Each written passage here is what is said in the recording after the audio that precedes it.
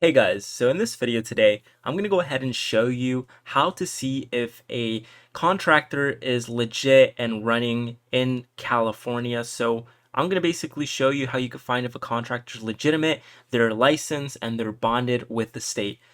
First and foremost, you're going to want to head over to the cslb.ca.gov website. This is the California Contractor State License Board. You can check everything related to contractors in California on this website.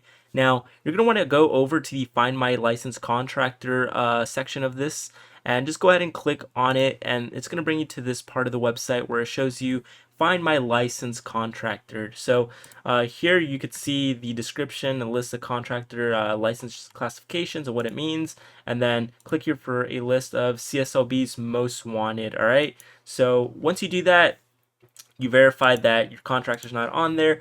You could basically just search up their classification on here. So if you have, let's say, a plumber with a C36, you would just go over and look for the C36 plumbing contractor and look for the area that they specialize in. Usually it is Los Angeles and Anaheim, around here in SoCal.